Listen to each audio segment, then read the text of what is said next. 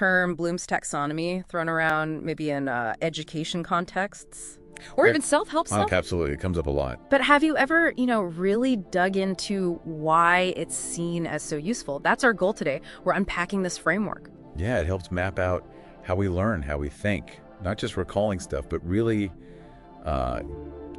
grasping it, using it, even creating new things. And it goes way back, right? Like the 1950s? That's right, 1956. Benjamin Bloom and his team put together this framework of educational goals. And despite its age, it's still massively influential in schools globally. But it's not just for teachers, is it? No, not at all. What's really interesting is thinking about it for your own learning. It's like a lens. Helps you figure out where you actually are with a topic. Okay, so our mission today, not just listing the levels, maybe you know them already, but getting into the power of this thing. Right. How understanding it can maybe change how you approach learning, how you set goals for yourself, like getting a diagnostic tool for your thinking. That's a great way to put it.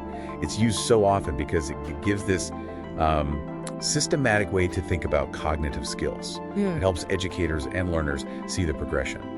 Building understanding piece by piece. Exactly. Not just, hoping it all sticks. Okay, let's unpack this then.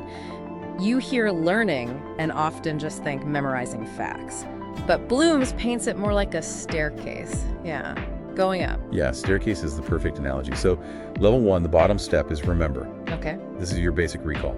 Facts, terms, simple concepts. Key words are things like define, list, recall. Like, list the capitals of Europe. Exactly that. Pure recall. It's essential, obviously, you need the raw data, but it's just step 1. You can remember something without really getting it. Which brings us to level 2, understand. So more than just repeat it. Precisely. Now you're grasping the meaning, you're explaining ideas in your own words, maybe summarizing, paraphrasing. Keywords.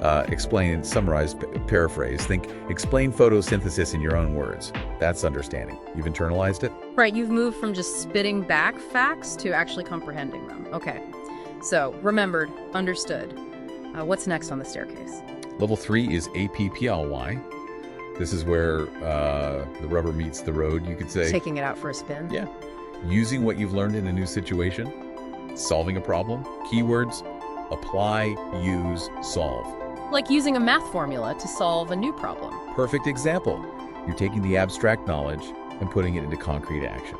This is where learning often starts to feel really practical. Makes sense. And from applying, we get more analytical. Level 4, analyze.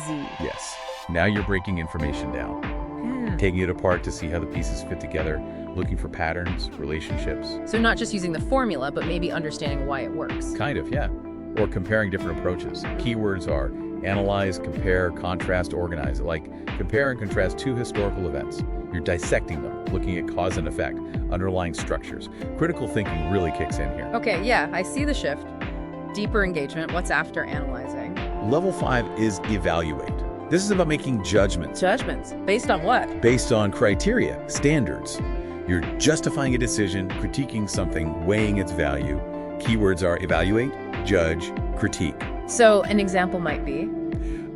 Critique the effectiveness of a proposed solution to a social problem. You're not just describing it or analyzing its parts, you're assessing its worth, its pros and cons. It demands a higher level of reasoning. Right, forming an opinion, but a well-supported one. Okay, and then the very top, the peak. The peak is level 6, create. Ah, putting it all together. Exactly. Combining elements, maybe information from different areas to produce something new, something original. Designing, constructing, planning, inventing. Keywords like create, design, develop. Yep. Think about a task like design a new renewable energy system for your community. Wow. You'd need to remember principles, understand concepts, apply formulas, analyze options, evaluate their feasibility.